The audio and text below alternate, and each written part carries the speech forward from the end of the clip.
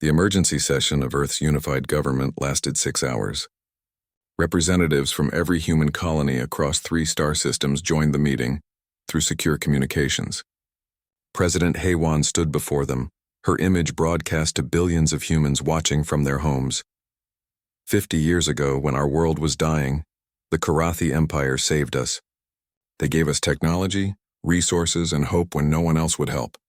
Today they face extinction from the Vexari Dominion. The Galactic Council has abandoned them. Every other species has found excuses to look away. But we will not. Humanity will honor its debt. She paused, looking at the faces of the government representatives. Some looked worried. Others looked determined. All of them understood the weight of this decision. Humanity's military was small. The Vexari were powerful. This could end badly. I am not asking you to vote for war. I am asking you to vote for honor. The Karathi stood by us when we had nothing. Now we must stand by them. Yes, we might lose. Yes, many of our people might die. But if we do nothing, if we abandon them like everyone else, then what does that say about who we are? The vote was called. One by one, representatives from Earth, Mars, Europa, Titan, and the outer colonies cast their votes. The result was unanimous.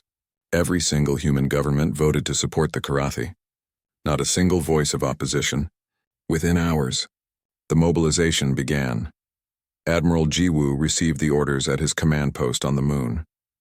He was a veteran officer who had spent 30 years building Earth's defense fleet from almost nothing. He was a short man with gray hair, cut military short, and eyes that missed nothing. When he read the mobilization order, he allowed himself a small smile. Finally, he thought, finally, we get to show what we can do. Jiwoo called his senior staff together. Maps of Karathi space filled the display screens. Intelligence reports showed Vexari force deployments, supply routes, and attack patterns. The situation looked grim. The Vexari had already captured 12 Karathi systems and were pushing deeper into their territory. We cannot match their numbers, Jiwoo said to his officers. We have 38 combat-ready ships. They have thousands. If we fight them directly, we will lose. So we will not fight them directly. We will fight smart. Captain Myungdae stood at attention among the other officers. He was 45 years old with scars on his hands from the solar flare crisis. He had been a power plant engineer back then, working desperately to restore electricity while his wife and daughter waited at home. He had failed to save them. They had died in the chaos. That memory drove him every single day. Sir, I volunteer to lead the first strike force, Myungdae said. His voice was steady, but everyone in the room knew his story. Everyone understood why he needed to do this. Jiwoo studied him for a moment, then nodded.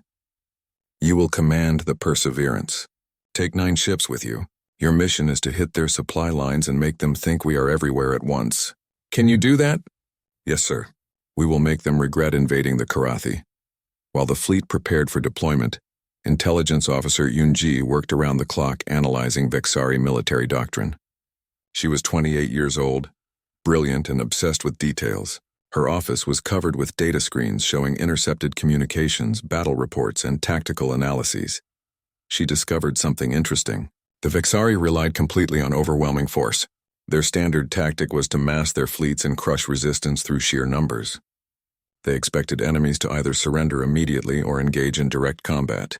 They had used this strategy successfully for 200 years. But that strategy had a weakness.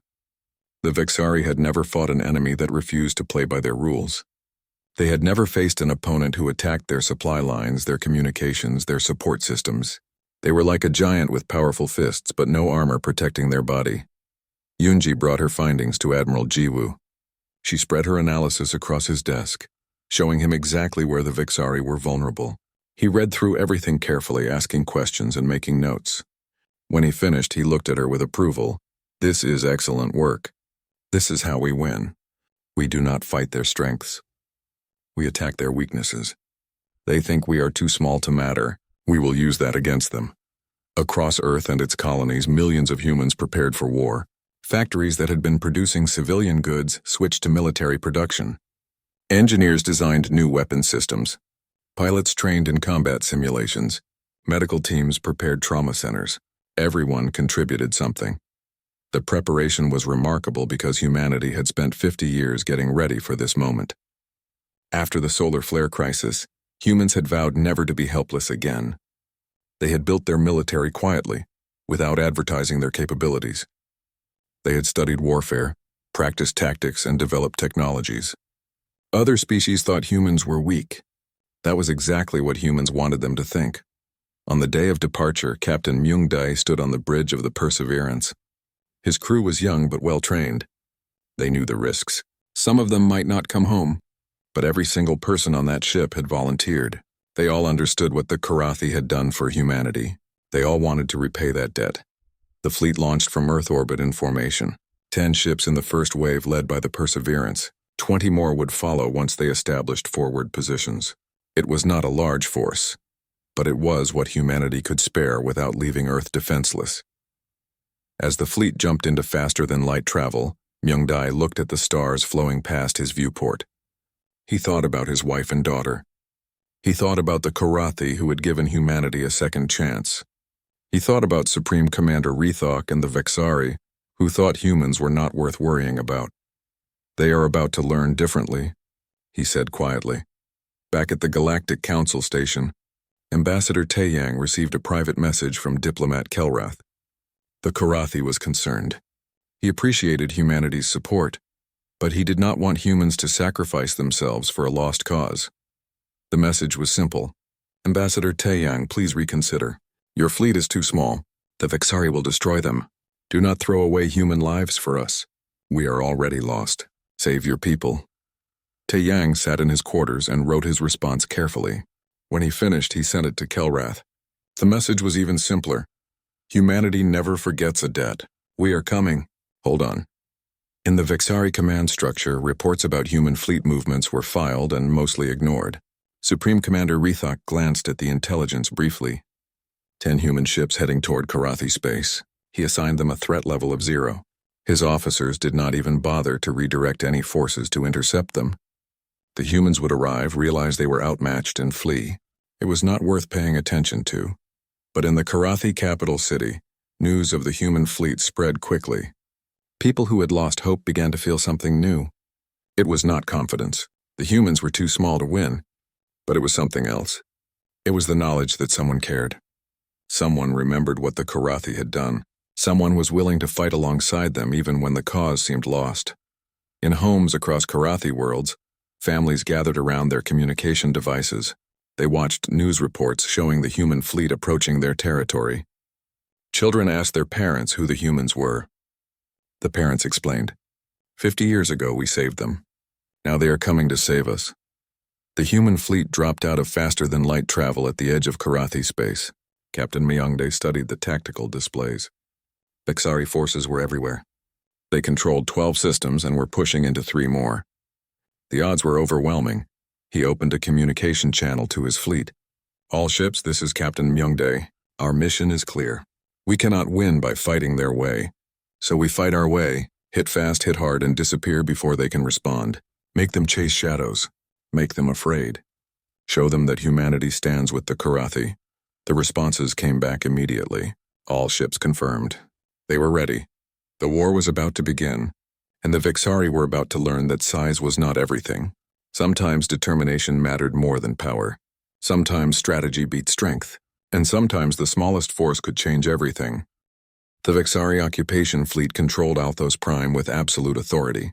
It was a critical supply hub for their invasion, with warehouses full of ammunition, fuel, and food. Commander Thexnor sat in his command chair aboard the battleship Dominator, reviewing reports of another successful day. 3 more Karathi colonies had surrendered without fighting. The war was going exactly as planned. Then a junior officer approached nervously. "Sir, we have detected a small fleet approaching the system. Sensors identify them as human vessels. 10 ships total." Thexnor barely looked up from his reports. "Humans? The same species that Supreme Commander Rethok said we should ignore?" "Yes, sir. They are entering the outer system now." "How many ships do we have in this system?" 200 combat vessels, sir. Plus support ships," Thexnor laughed. 10 ships against 200. "This will not even qualify as a battle. It will be target practice. Send 50 ships to intercept them. Destroy them quickly so we can return to important matters." But the human fleet did not head toward the Vexari battle group. Instead, Captain Myung-dae split his 10 ships into 3 groups. Each group targeted different objectives scattered across the system. They moved fast using the asteroid fields and gas clouds for cover. The first group, led by Lieutenant Bora, attacked a communication relay station on the edge of the system. The Vexari had 3 defense satellites protecting it. Bora's ships fired precise shots that disabled the satellites within seconds. Then they destroyed the relay station itself, cutting off communications for the entire sector. The attack lasted 4 minutes. By the time Vexari reinforcements arrived, the human ships were gone. The second group targeted a fuel depot orbiting Althos Prime's third moon. The depot supplied fuel for hundreds of Vexari ships.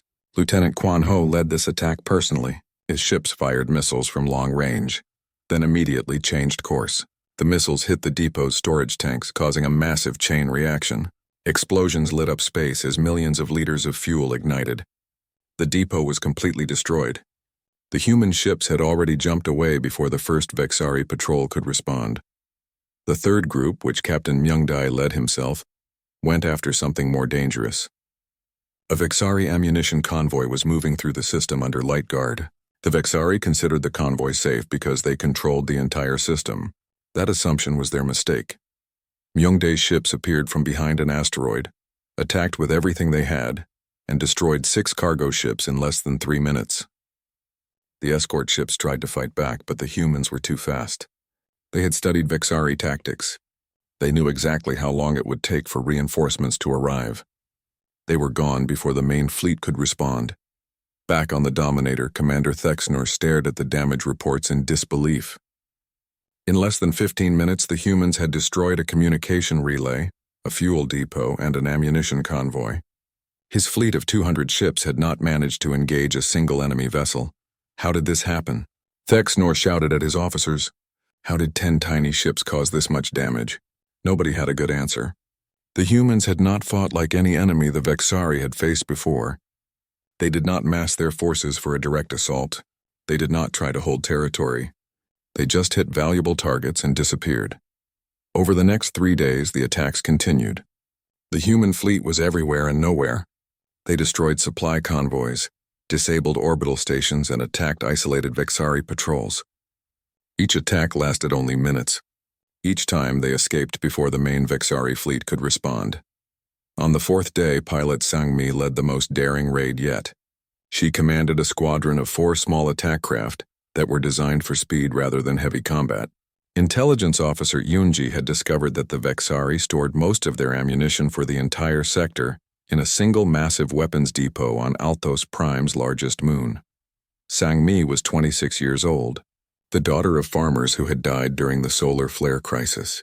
She had joined the military the day she turned 18 and had become one of humanity's best pilots. She was fearless but not reckless. She calculated risks and took only the ones that mattered. The weapons depot was heavily defended. 20 combat ships patrolled the area constantly. Defense platforms covered every approach. It seemed impossible to attack. But Sang-mi had a plan. Her squadron approached the moon using a trajectory that looked like debris from a recent battle. They powered down their engines and drifted, letting momentum carry them forward. To Vexari sensors, they looked like wreckage. The defense systems ignored them. When they were close enough, Sang-mi gave the signal. All 4 ships activated their engines simultaneously and fired their weapons at the depot's main storage facility. The missiles hit exactly where they needed to. Secondary explosions began immediately as stored ammunition cooked off. The depot exploded in a fireball visible from orbit. Millions of rounds of ammunition, thousands of missiles, and countless other weapons were destroyed in seconds. The explosion was so massive that it damaged 3 nearby Vexari ships that were supposed to be protecting the depot. Sang-mi's squadron escaped through the chaos. By the time the Vexari organized a response, the human ships were long gone. The attack had crippled Vexari offensive capabilities for the entire sector. Without ammunition, their ships could not fight. Without fuel, they could not move.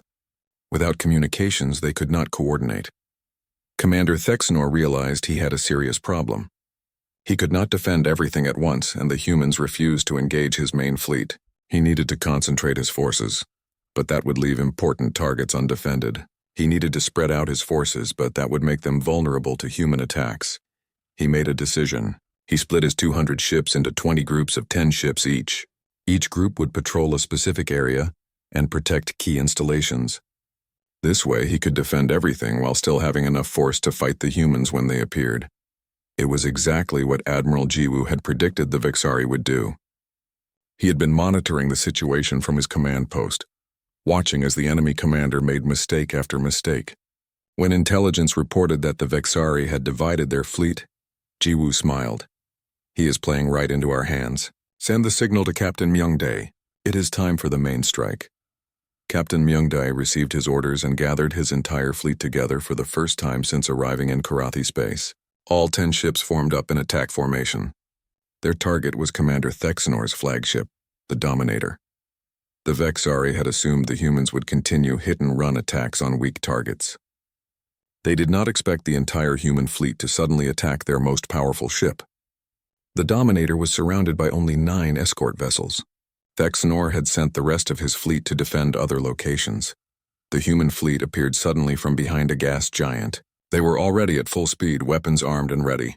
The Dominator's sensors detected them immediately, but there was no time to call for reinforcements. The battle would be over before help could arrive. Myungdae's ships attacked with coordinated precision. Half the fleet targeted the escort ships while the other half focused on the Dominator. The Vexari fought back hard. Their ships were powerful and their crew was experienced. But the humans had trained for this exact scenario.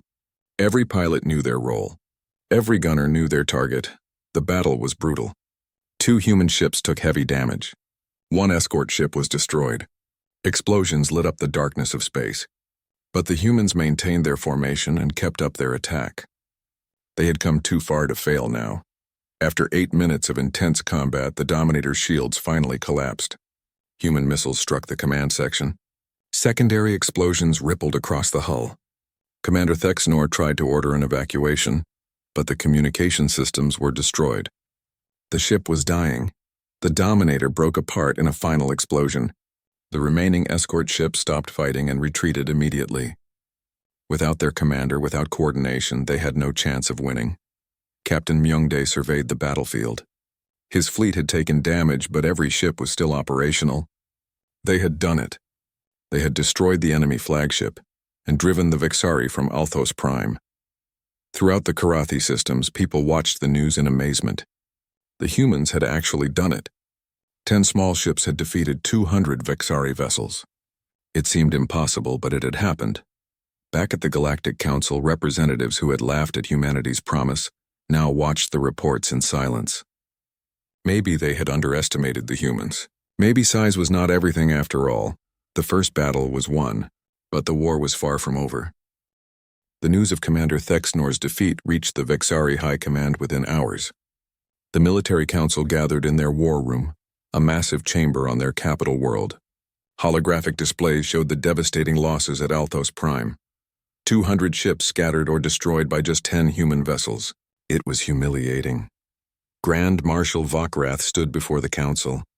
He was the most decorated military commander in Vexari history. He had conquered 47 star systems over his long career.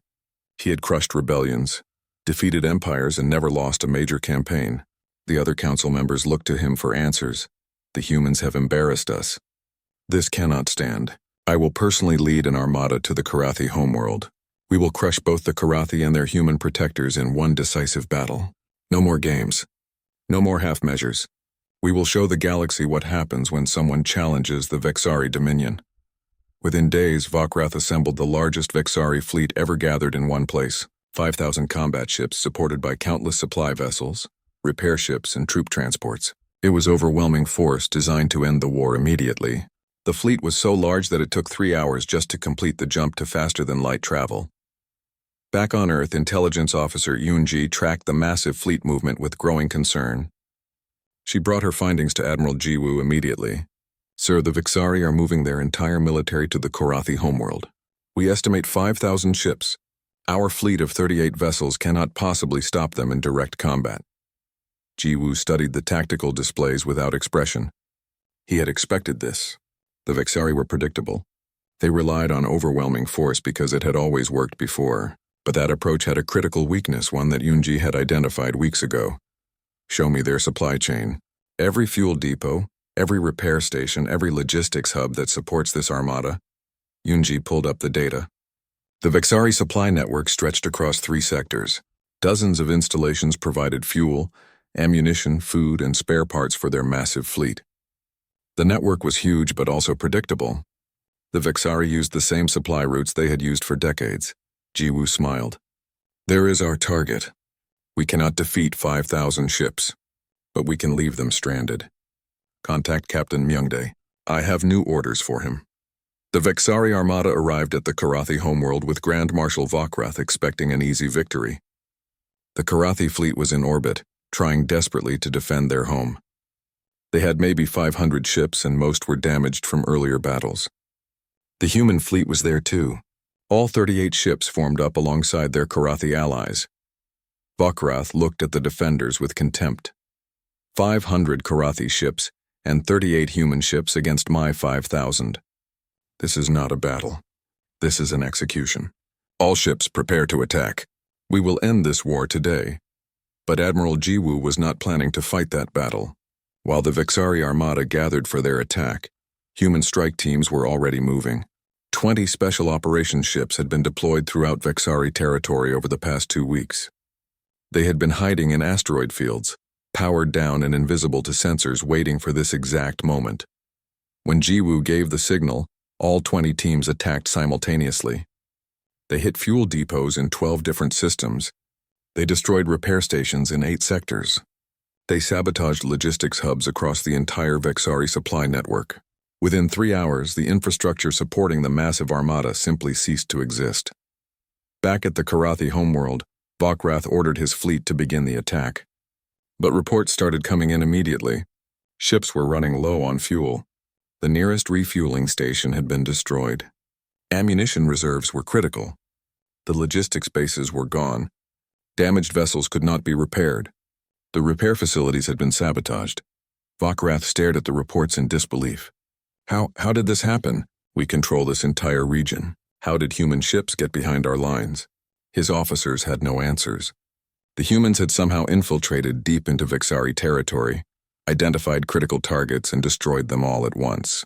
The Great Armada was now trapped deep in enemy space with no fuel, no ammunition, and no supplies. Captain Myungdae watched from his command deck as the situation unfolded exactly as Admiral Jiwoo had predicted. The Vexari were powerful, but they had never learned to protect their support systems. They focused everything on their combat fleet and assumed their supply chain was safe because they controlled the territory. That assumption had been their downfall. A fleet without fuel was just expensive metal floating in space.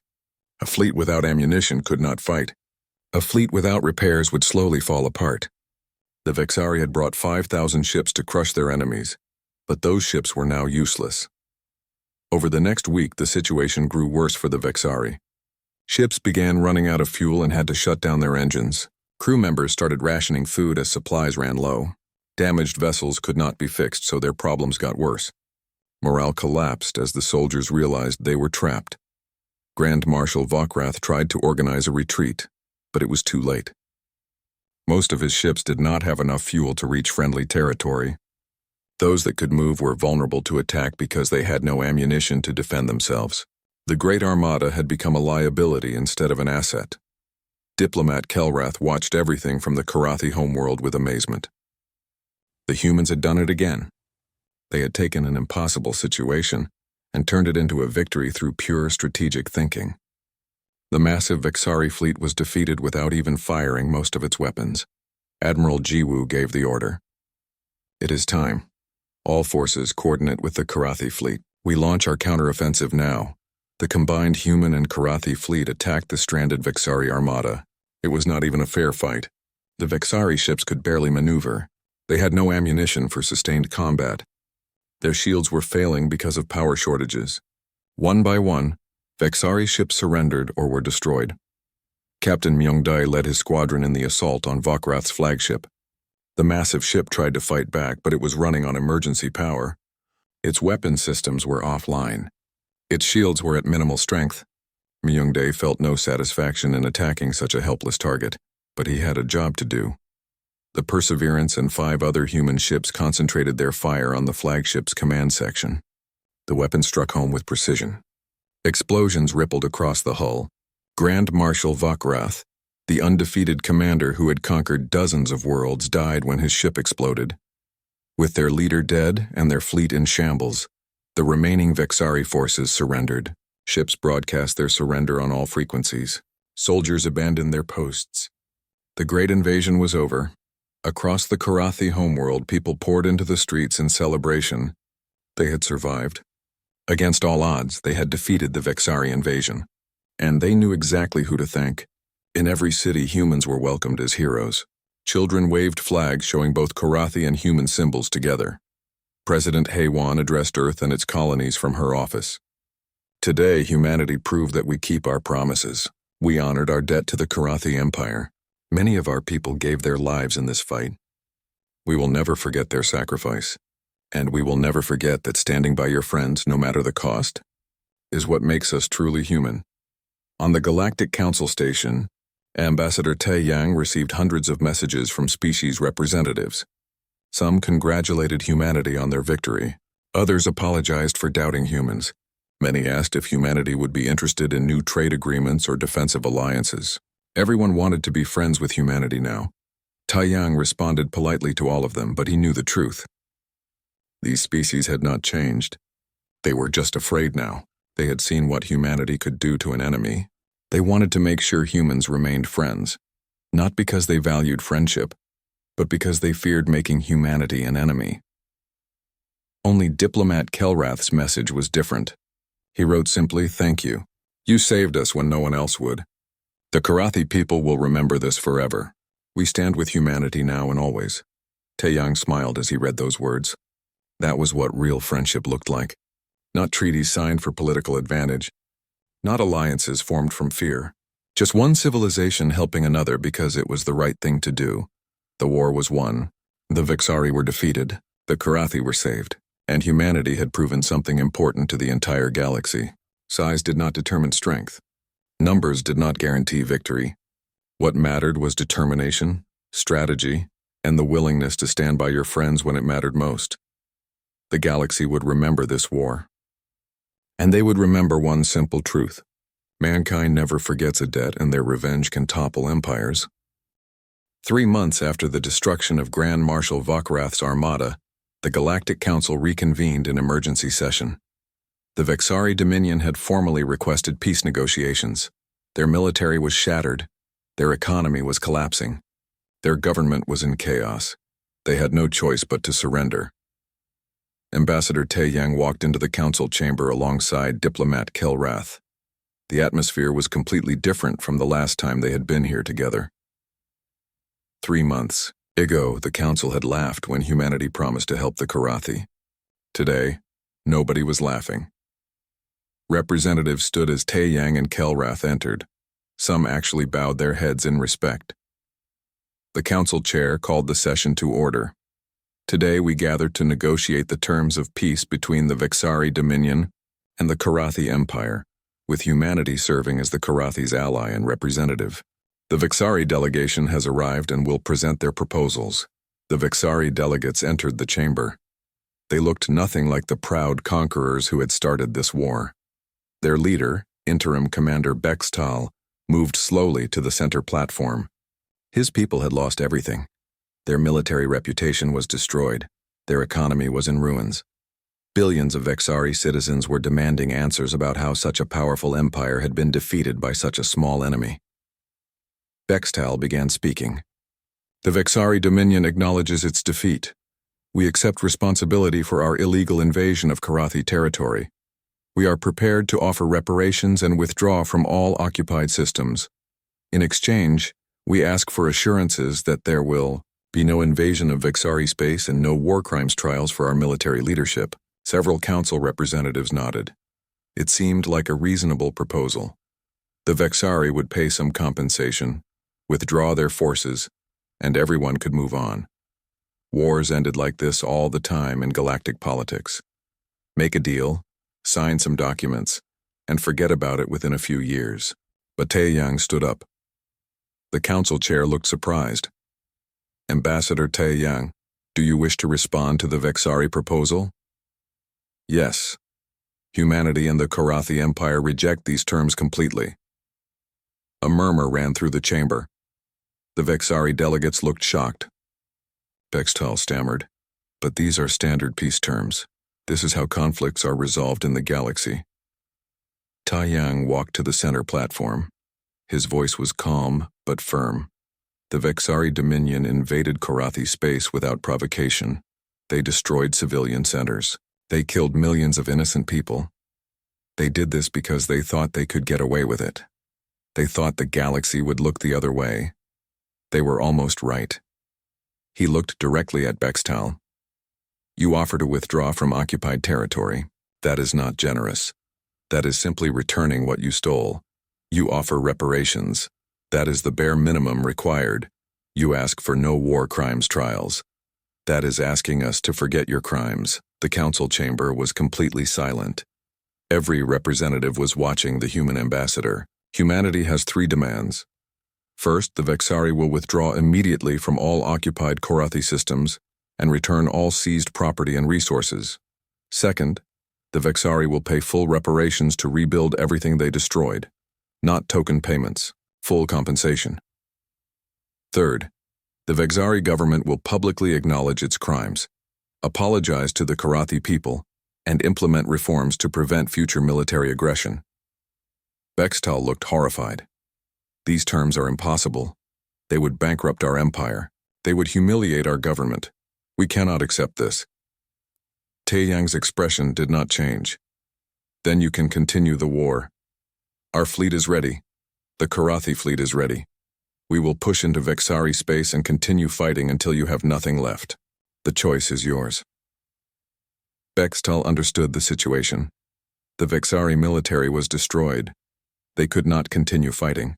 They had no choice but to accept whatever terms humanity demanded. He looked at his fellow delegates, who all nodded slowly. "We accept your terms."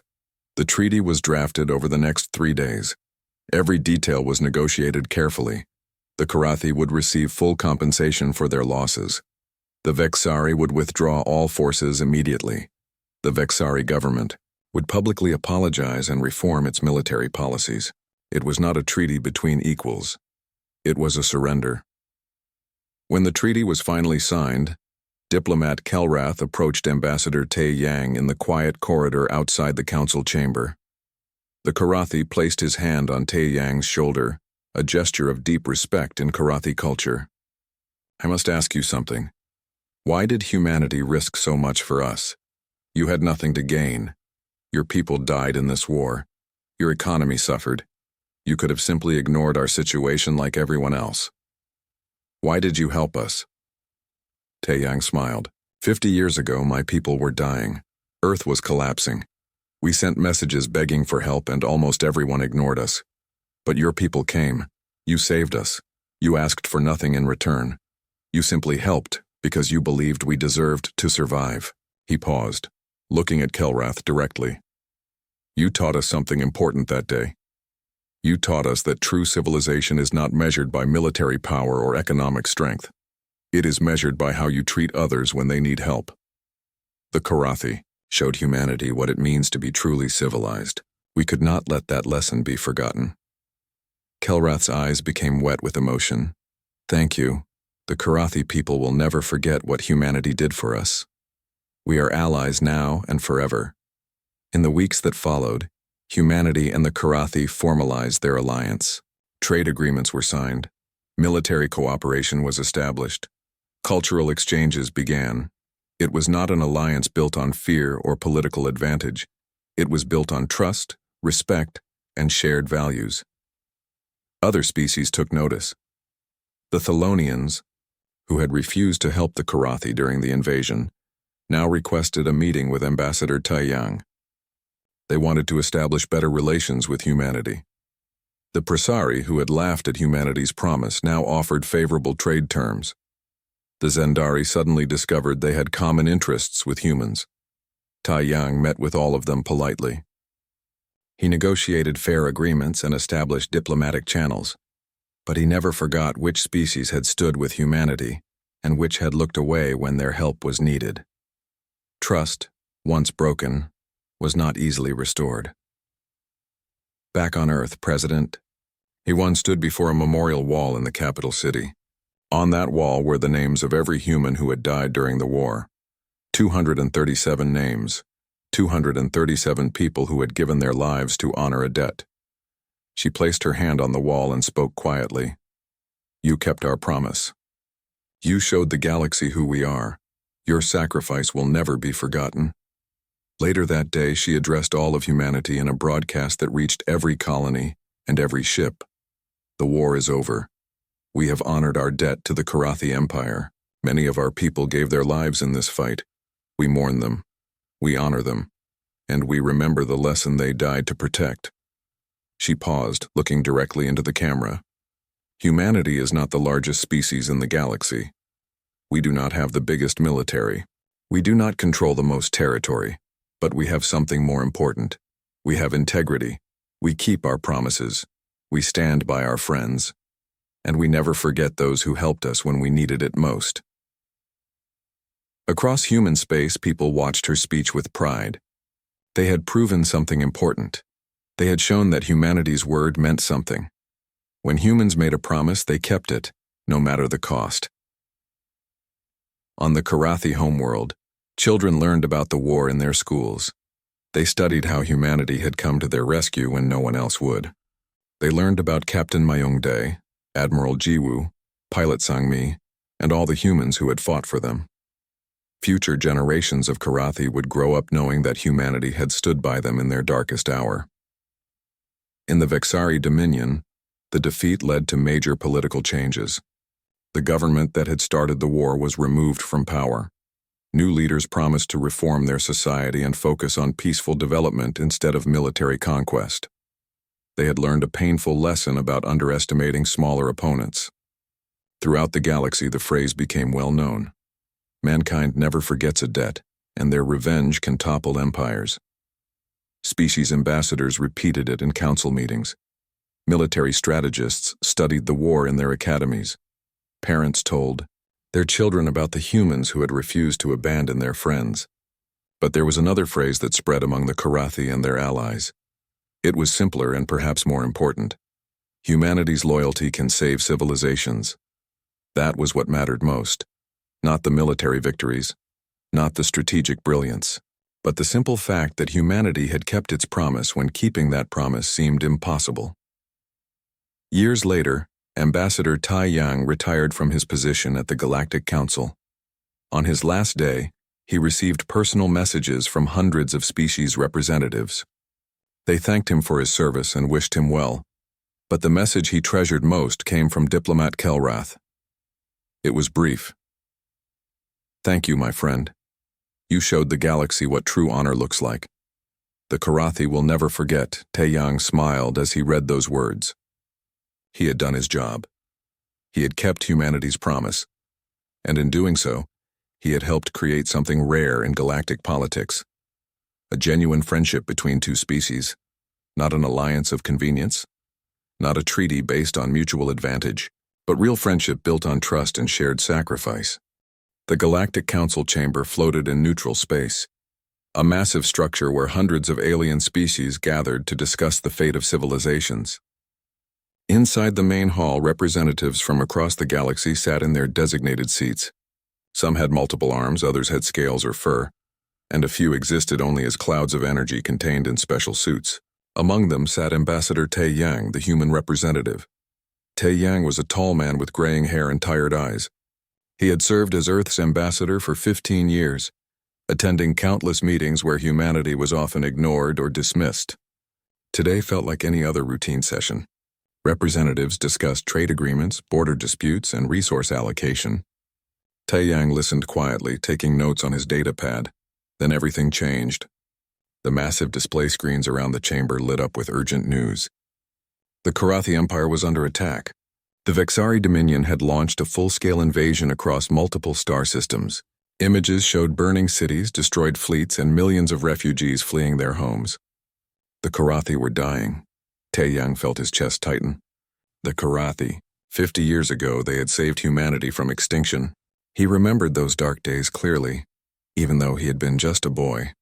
A massive solar flare had struck Earth without warning, Power grids across the planet had exploded. Hospitals went dark. Food production stopped. Billions faced starvation and death.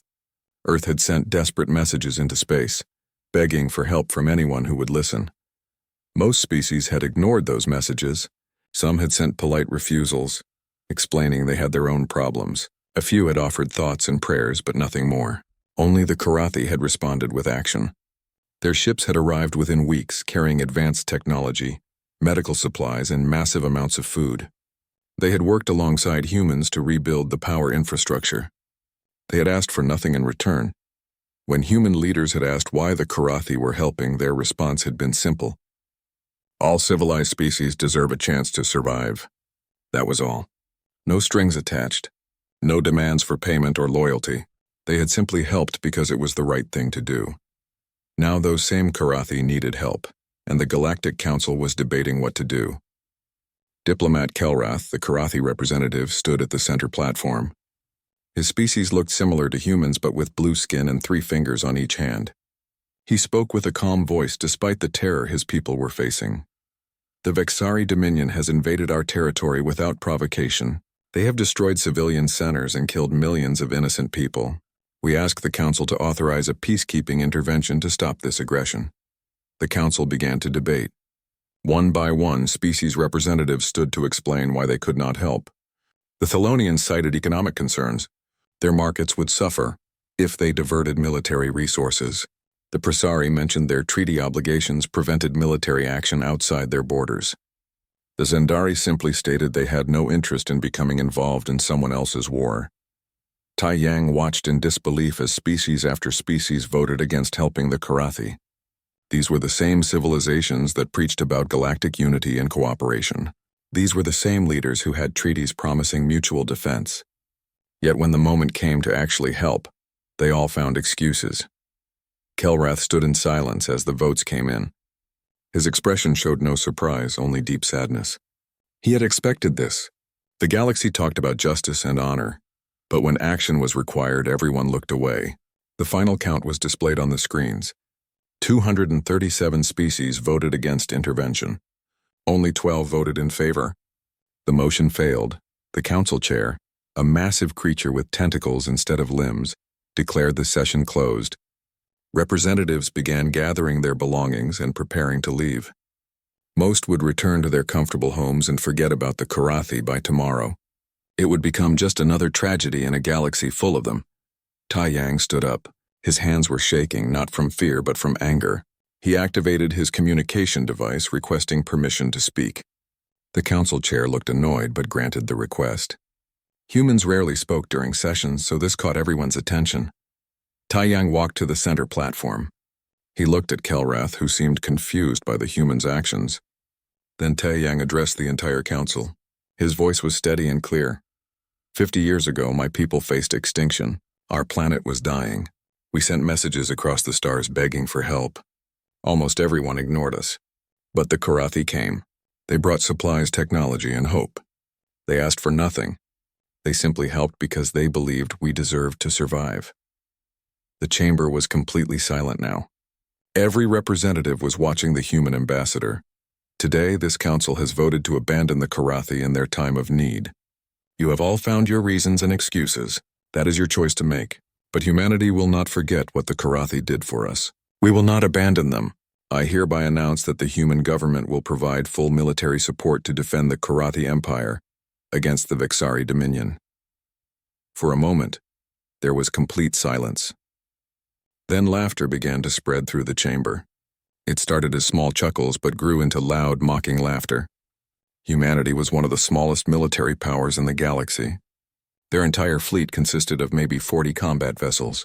The Vexari Dominion commanded thousands of warships and had conquered dozens of star systems. What could humanity possibly do?